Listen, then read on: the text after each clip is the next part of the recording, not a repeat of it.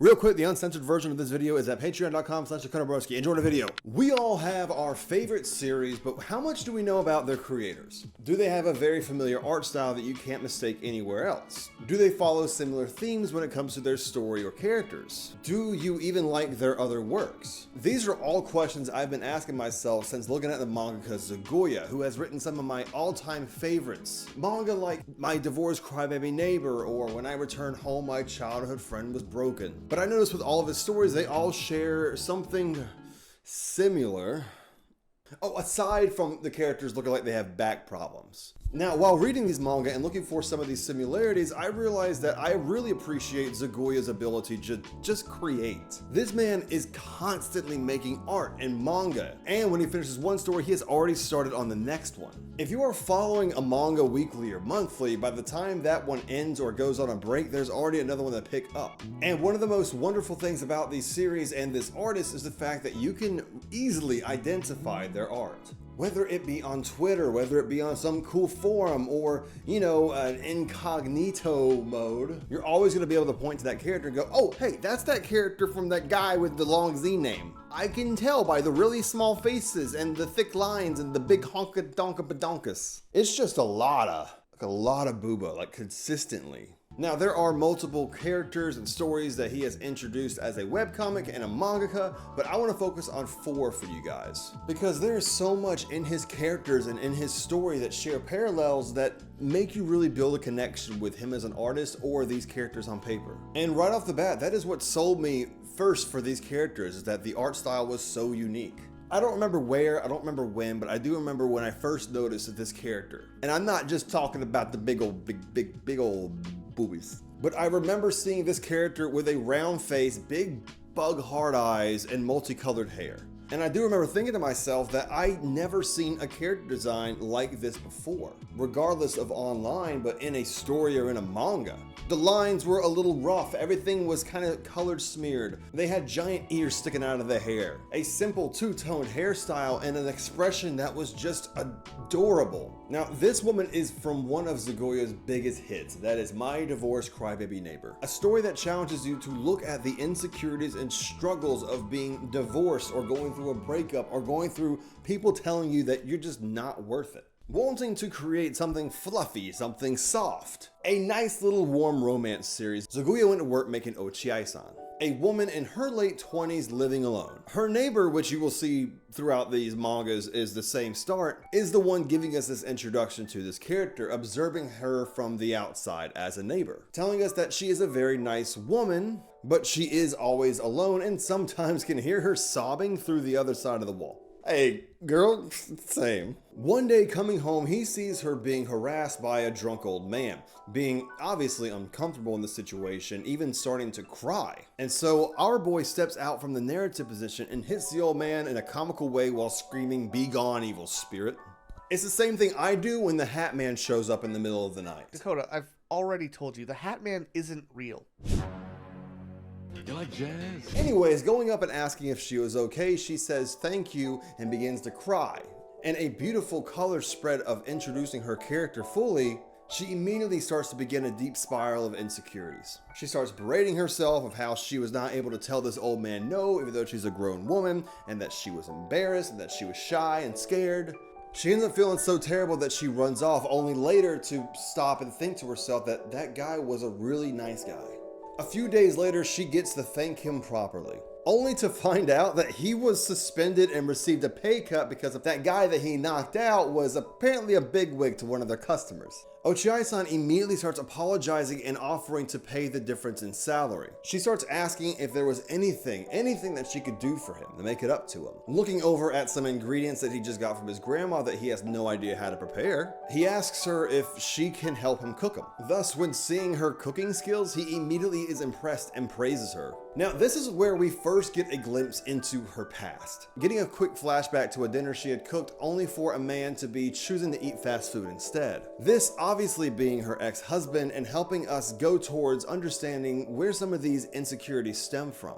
Ultimately, she keeps this to herself and offers to cook for him again. And this is where you see the dynamics of the two main characters. Ochiai-san, who is riddled with self-doubt and trauma, and our main boy who just suddenly shows up to give her support, just being a all-out solid dude. Appreciating Ochiai-san and valuing her both as a woman, a person, and a friend.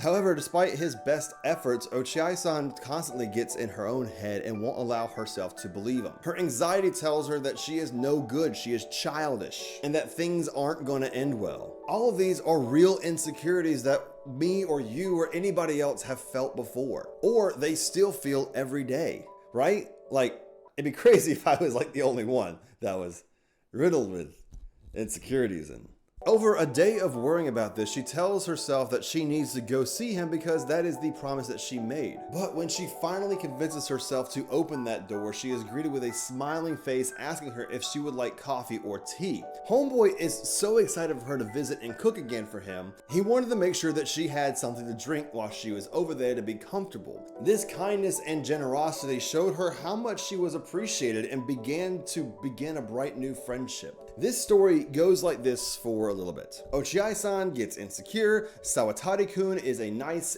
dude and just really appreciates her, and the genuineness towards each other helps bring them closer together. And through all these adventures, rebuilds her self-worth. Now, this story obviously leads more towards the romantic side of things. It's going to end up with these two getting closer and closer together each chapter as they begin to open up to one another about what they desire from each other. There are moments where she just wants to get closer to him, to keep him all for herself, and when they do get together, that she wants to go forward doing more selfish, dirty things. There are nice parallels that Zyugoya does where he shows off the old relationship of how she used to be to where the new relationship is and how she is growing as a person. However, the greater distance between the kindness that she is getting from her current relationship and the horrors of her past one, the more she struggles to accept these things. For example, for a while cooking for him, he ends up buying a spice rack for her. We then get a flashback to her ex scolding her, saying that they don't have room for that in the tiny apartment. Why would you need all this useless stuff? When all she really wanted was to make him a genuinely nice meal. This harsh duality ended with her running out and crying tears of happiness, asking herself, is it really okay? Is this okay for me to have? Is it okay for me to have these moments? Am I worthy of these moments? And if she could really just stay here forever, was that okay? Also, side note, this is a web series technically, so the artist makes a ton of art of these characters, and that art also includes some spicy things. You ever read a romance series and you're just like, wow, I really wish I could see these two hook up or kiss more or do things. So we read some doujinshi that has some awkward looking art to it. Zyugoya doesn't do that. Zyugoya's got you. Not only does he draw these characters doing the deed, he also works them into where you can kind of pinpoint exactly where it happens. This is the artist's gift to you. This is what they do for you.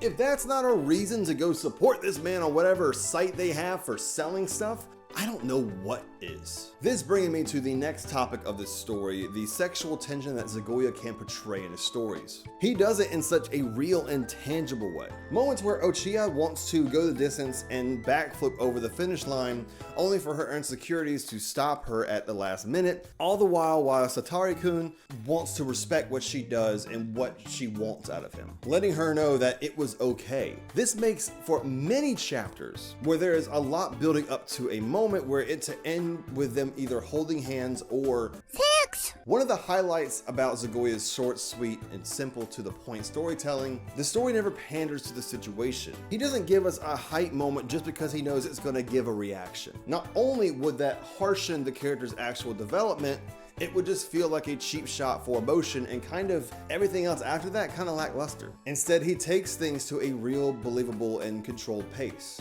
At the same time, relying on showing and not telling with his characters and how they feel. He never stops and just says, oh hey, Ochiai-san is insecure. Instead, we see in real time as she struggles with her self-worth. We can see where it comes from, how she's working to overcome it, and how difficult it is moving forward, all without needing to be handled. On top of all of that, the characters are simple and they feel real. There is nothing larger than life, there's no hero of the story, there's no supernatural elements, there's no special effects, it's just two people trying to make a connection in the same way all of us do every day. Now you can chalk that down to the fact that with only 2 pages a chapter, it's kind of hard to mess up that or get really invested, and it's really simple to portray an outlining outer layer of feeling. But for me, it's the simplicity of it that speaks volumes, even though the volumes of the chapters are 2 pages. Now, Shikai-san is pretty, but Zyugoya isn't trying to make some untouchable goddess of beauty. She is supposed to be the woman that any guy can look at and fall in love with who she is, not for how she looks. Now, that isn't to say that she isn't super adorable. I mean, look at those big round eyes and those blessing cheeks. She 100% gives off the energy of like guy falling in love with the cashier at McDonald's just because she smiled at him the right way. It's simple, it's pure, and it works really well. When it comes to the story, at the end of the day, you are in it for the cuteness between the two protagonists and the phenomenal feeling you get in which they overcome everything together and find their happiness. Now, if that was a softer version of showing a woman going through anxiety and rebuilding herself with a guy in a lighthearted way, then this next story from Zyugoya is a parallel to the last one, but with a more contrasting and emotional value to it. When I returned to my hometown, My Childhood Friend Was Broken is a series about a girl named Kyoko and our main character who is basically just a copy-paste of the last guy. That's not important. But what is important is that when he returns to his hometown from college, he finds out that his childhood friend has drastically changed. She has piercings, she has pink hair, she dresses more trendily. After running into her, he invites her for some ice cream to catch up. As they talk and reminisce, he is completely shocked about how much Kyoko has changed since the last time he saw her. But it isn't just in how she looked, her personality has also changed as well. In high school, she was brimming with confidence, but now her voice is a little bit more timid. Her once proud, loud voice has gotten softer and quiet. And seeing this, our boy makes it a point to reconnect with her and become friends again. Maybe even help her rediscover herself. Like, imagine you went to your hometown and you had like a best friend in high school and you just found out that they just went fucking through it. All of which while you were gone out partying, doing college stuff, and whatever the hell else you were doing. It comes with an overwhelming feeling of sadness and guilt for not being there when she needed it. Now, it's not your fault or should you blame yourself, but there are a lot of emotions that you still feel going through this. Like the last story, this is a journey about self-worth, self-confidence, and anxiety, and trying to better yourself, along with your supportive homie. Kyoko at first is excited and happy to be able to reconnect with her long-lost friend.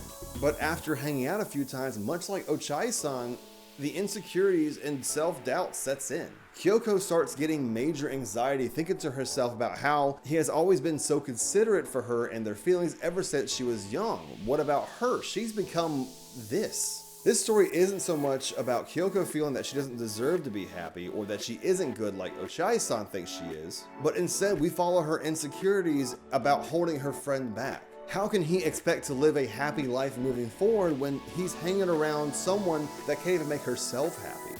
Where ochiai-san got her happiness from being shown her own value and self-worth, Kyoko is someone who desperately grabs and clings to the happiness that was given back to her, and hates herself for not being able to reciprocate that feeling. Even if she does make this dude genuinely happy, she just can't believe it. All these accumulate in moments as simple as her getting a text message and crying her eyes out. She has been alone for so long with only her inner voice telling her negative thoughts. And this new opportunity seeming like a dream is something that she desperately does not want to lose. She constantly questions if everything is too good to be true and if that she is willing to even risk opening up to him about herself because that might just end in heartbreak. This all makes you wonder what actually happened to Kyoko while he was in college. Or do we even want to know what happened to Kyoko? Are we able to take on that responsibility of learning this trauma of what happened? For the longest time in this series, we don't learn that. Not only is Kyoko keeping this from our main character, it's almost as if she's keeping it away from reality and ourselves as a reader. Thinking that people will judge her again, or he will judge her, we will never look at her the same way, even as a reader, if we were to find out. But we do see glimpses into her trauma and PTSD. For example, passerbyers muttering about her appearance while being shown her appearance in her shorts and her shirt seeing self-inflicted wounds running down her leg. But rather than being consumed by what could have happened to her, our boy just accepts her completely for who she is or how she is now, and just stands with her. All around solid boy, good boy. And seeing him stand up for Kyoko makes her really excited, hiding back tears and grins, but also makes her really scared. The more invested she becomes, the more at risk she is to lose everything. At least that's what her anxiety tells her. She is sure that as soon as they find out what happened to her or how she is, that everything will fall apart. And she doesn't know if she's gonna be able to take all that pain. We later get flashbacks to high school life and how different Kyoko really was. She was a bit of a tomboy wearing shorts underneath her long skirt, always playing and being rough with Toma, as she always pushed him to be his best. Also, the main boy's name's Toma. We don't really learn boys' names in the manga until like halfway we're done. I guess they just don't fucking matter. Now, one night, it's kind of hinted at they kind of do the deed. Things are a little awkward between the two characters after this event, but two very important things happen for these characters. Toma realizes that he was wrong about Kyoko. He believed that Kyoko had changed so much since high school that she was never coming back to the way she used to be.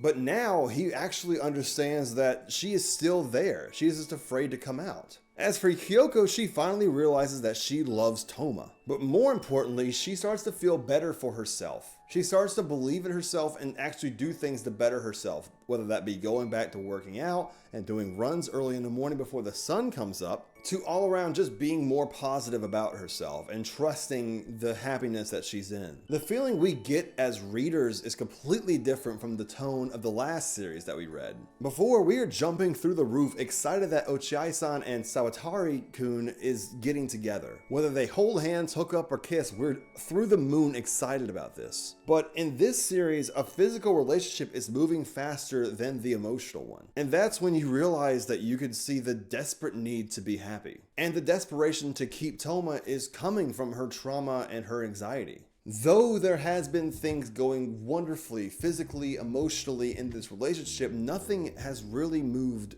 development-wise. And this comes pouring out as a memory of what landed her here in the first place comes back in a dream. The chapter goes from a happy moment of her getting everything that she deserves, being in love, being invited to live with Toma, to a flashback of her drinking a large cup and then everything going black. The change of pace is so immediate as you go from cloud 9 to freezing in a place where your heart drops out of your chest. She wakes up traumatized with bright colors and page turns immediately into dark shadows. The lines and characters being drawn with scribbles. Through seeing Toma, she cries and immediately begins to apologize for being weak, begging for the one good thing that happened to her to not hate her. And she goes to sleep in tears, saying that she's sorry. The next morning, she wakes up and apologizes for being weak and crying that she just had a bad dream. Toma reassuring his love for her, saying that I just want you to have good dreams from now on. What a good lad. While still having this uneasy feeling in our throats while reading further because there was no closure, this leads to Toma picking up Kyoko so that they can move in together. While walking inside, he runs into an older couple that he knew from when they grew up. The older lady explains how nice it is for her to be able to be happy again, especially because of the hard time that she had. Without hesitation or warning, she goes into a story about how in university, Kyoko was assaulted by a group of her superiors. The nightmare we saw was a reality, and it was unveiled to Toma and us, the audience, without warning.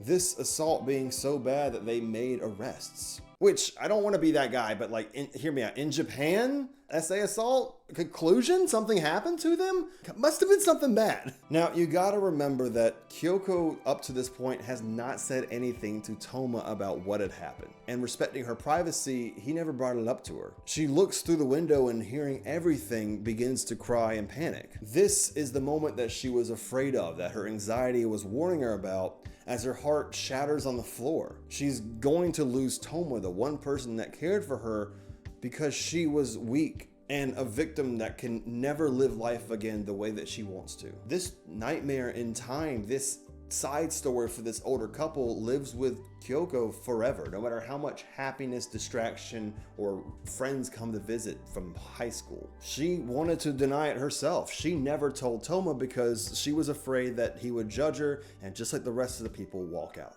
And when I tell you, this fucking Chad of a guy immediately is like, the fuck you talking about? Doesn't even flinch when addressing this. He immediately shoots them down, saying even if she isn't the same after that, even if she's never going to be the same Kyoko as before, she's working hard every day to change herself. He sees how strong she is and that he will always be there to back her up and support her when she needs it. And after this moment that Kyoko witnesses, there's no more holding back. Every bit of self-doubt is thrown away as she moves forward to Toma, saying that she is ready to move on and be with him. The chapters go on, she tries cooking, she fails, they get married, a whole bunch of other spoiler stuff. She gets a job, she cuts her hair. And the most heartwarming of it all is that you're just happy for her. She gets everything that she deserved and more. And after reading the first one, these go hand in hand. And I'll say it,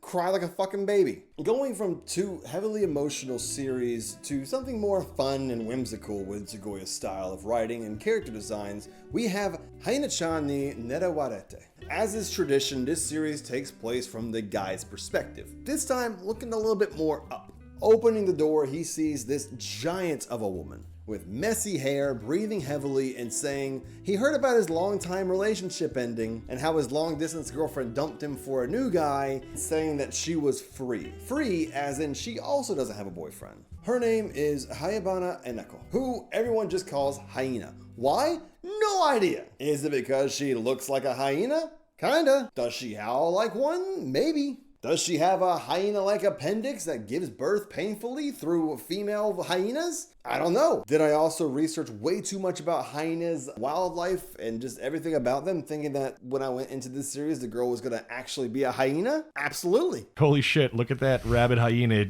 just ripping this guy's nuts off. Being described as a giant and strong woman, she goes into an obsessive protective craze, wanting to cherish every moment with this guy, while at the same time telling him things like, oh, your hands are so small and fragile, I could snap them like a twig. Better protect you, I'm gonna stay with you all the time, my little cubby. Hyena-chan becomes very possessive and marking her territory with him everywhere they go. And I'm not talking about pissing. When walking, she has to walk him to school and home from school, introducing herself to his parents. All around, she is just obsessed with him, even almost having a heart attack when he offers to take her out on a date. Now, all of this happening to him, the main character says that he doesn't feel the slightest bit of malice from her. On this date, we see the sheer size of this woman. Death by snoo levels of he's a short king only coming up to her chest. On top of being twice his size, she also eats a large amount of food, having a mountain of hamburgers while going out on this date, but still having a slightly cute and bashful side saying that, hey, I eat a lot because of my calorie intake. Don't stare, it's a little embarrassing. And like, I'm just gonna say it, like, a woman that size and that strong and eats like 10,000 calories a sitting, I don't know how you could sexually please her. I couldn't do it. I'm gonna admit that right now. I mean, I could try. We need rest. The spirit is willing, but the flesh is spongy and bruised. Now, things continue going forward like this. He ends up at her apartment. She sneaks away to brush her teeth, comes back and immediately aggressively kisses him. And this gets very hostile really quick. She asks him a lot of personal questions about how far he's gone and that everything's gonna be okay, while in the background looking very hot and heavy like a predator. Not because she's hot and heavy. We fast forward a bit of time going back to school after the break after all these current events happen, and things seem to be going well. Following him around, quoting after that night that she hasn't had her fill yet, death by snoo. But this is also where the public learns about their relationship. And much like the last series we talked about, Haiena-chan has her own set of insecurities and anxieties. She is super happy when she's praised for what she does, and also really happy when he compliments how nice she is. But she is also starting to feel a lot of regrets and nervousness when it comes to how she approached this relationship. Was she too forceful? Was she not considerate of his feelings? Did she rush him to do things that maybe they didn't want to do? Maybe she should have established a safe word. A safe word's very important. Mine's Bojangles. But regardless, they continue to grow closer together, even letting him take the role of the protector while letting him walk her home from school. He protects her a little bit. She gets comforted from him. Is this Stockholm Syndrome? It feels like Stockholm Syndrome. Did you hear him say Bojangles? Now, although not as important or shown much screen time, this series does something a little different than the last series did, which is introduce a third character, another girl that is interested in our main boy. Shishido Kurone is a biker girl who beats up anybody that comes in her way, and she does so while riding a cool-ass motorcycle. Listen, I'm just gonna say it. I'm sorry. I love biker girls in anime, okay? They're always the coolest. They're always some rad gang just having a cool jacket just flapping in the wind. I do also have to remind you that, you know, real biker gangs in Japan, not that cool, not that sugoi, very not chill, kind of does a lot of very bad things to their victims in alleys, and, you know, very predatory. Not a good look, but, you know, in anime, cool bike sounds.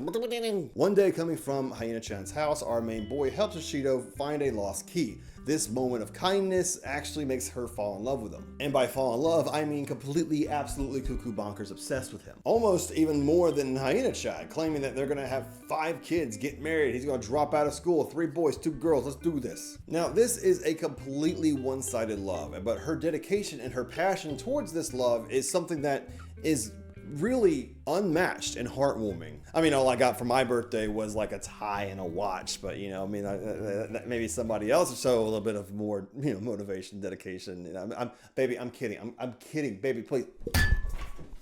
Despite how Hyena-chan looks, you cannot judge a book by its cover. She is the top in her grade. She studies like crazy, even teaching our main character how to study. She is really friendly, even befriending her mom, and they're like best friends now. And that's what I'm saying. You cannot judge a book by its teeth, eyes, claws, opai, cover. Now, as the development goes further and these two characters grow closer together, you start seeing flashbacks to Hyena-chan's life. In elementary school, she had a crazy growth spurt which made her taller than not only the teachers, but also all the students, actually, making it embarrassing when no boys wanted to play with her, or only boys wanted to play with her, and none of the girls wanted nothing to do with her. Now, that was until the day she met Kaiba-kun. Kaiba-kun is the guy's name. We also just found this out halfway through the story. I don't know if he just forgets to put him in, or we just whatever. Now, meeting each other, they chatted up, and this interaction, this kindness towards Hyena-chan that she never felt before, set her down the path of obsessiveness. She instantly fell for Kaiba-kun, and in junior high, thinking that he was going to confess to her or get closer, she found out that he was already dating somebody else. Thus, missing this opportunity and holding back and just watching from a distance for so many years, ended up giving her this animal-like instinct. This burning heartbreak, having nobody else but herself to listen to, gave into her animal instincts, and it turned her into a sort of beast on the outside. Now, this calming down when they start to date. Seeing her as this timid and shy girl underneath, again while being introduced to her as a hyena in heat, is one of the greatest charms of this manga. It takes out the seriousness and harshness that we got from Kyoko and ochiai-san in the last few series, and gives you more of a slice of life play on things. Hyena-chan, or as we know her now as Ina-chan, goes every day through insecurities and gossip and people just talking from the outside. Despite being able to get her love and never let go, hearing people comment on her body size and how she looks is always going to bug her and get to her a little bit. Even though she could pretend to not do so for the sake of Kaiba-kun, when she's alone with Kaiba-kun representing, oh, I'm the girl that, you know, he's with, it gets even more embarrassing, or even digs into her subconscious more, while she's just trying to be the perfect partner for Kaiba-kun, the boy that she loves. Now, the bad news. This manga, at the time of this recording, hasn't been updated since the beginning of 2024, seeing as how it's over halfway through the year. I hope something happens. It did leave on a big cliffhanger, so that's a little disappointing.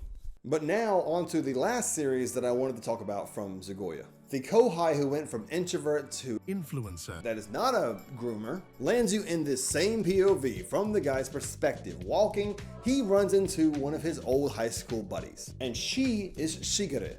a combination of her two names. She is a popular influencer, a streamer, and catching up in a very similar sense to Kyoko and Toma, you get a little bit of her backstory right off the bat. She was a high school dropout who always had to be rescued by her senpai. Now she's a streamer who makes loads of cash while doing so, and here we have yet another difference with these main characters. The first two series were characters that we wanted to learn or we were afraid to learn more about. Hyena-chan, the last story we looked at, being a backstory that influences their personality and their actions, and this manga where we learn all about who, what, and why Shigerin is the way she is in the first chapter. They leave by him saying that he's going to check out her stream later, this also sending her into a spiral and panic, as she is embarrassed, worried, and nervous at the idea of her senpai watching her stream for a very good reason. The entire time streaming this game, she is nervous thinking about how her senpai is looking right now into the chat and into her stream. This leads to her breathing heavy and looking more flustered, her chat immediately catching and clipping this,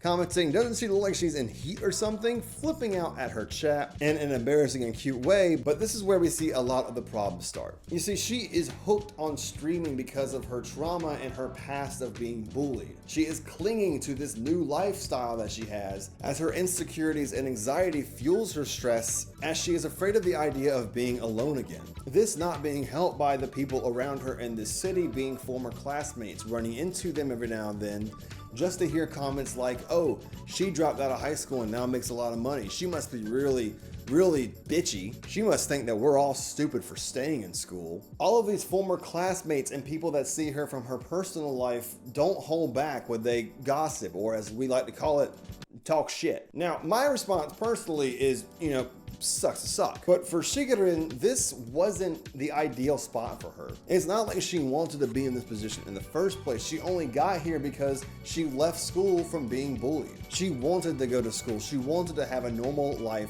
And unfortunately, despite being good friends with the main character, they were a year or two apart, so he was going to graduate first, leaving her alone. When homeboy went to college, there was nobody left to protect her, so more bullying ensued and everything went downhill. Now, this unhealthy attachment led to a lot of massive fatigue and faint spells. She's not taking care of herself properly. She loses hearing temporarily in her right ear because she just keeps on gaming at loud paces with no breaks. Pushing herself to the limit, she is literally raw dogging the stress on her body with energy drinks and passing out and waking up being like, well, I'm good now, I had my rest. And I don't want to speak from experience, but this is something you just can't do.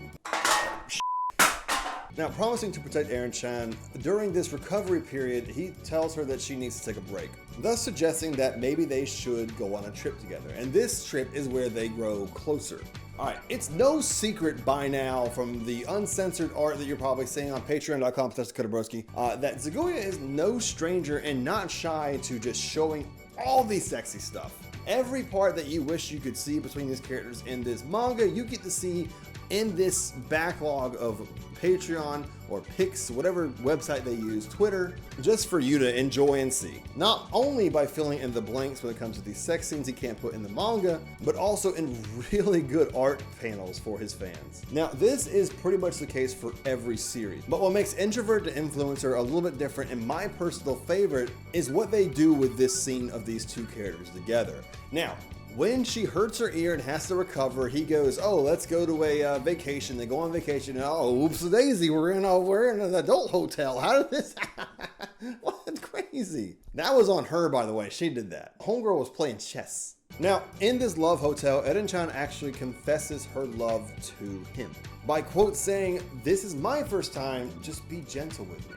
Jesus Christ, we move really fast in these mangas, huh? Now, obviously, this manga doesn't show the actual sex scene, but what it does show is panels of them holding hands in a hot and heavy night, but immediate flashbacks to how they first met, or what it was like being friends with her. For 4 pages, you see the panel above being a flashback to his happiness with her as friends, and at the bottom, you see hands being held and sweat and, well, you know.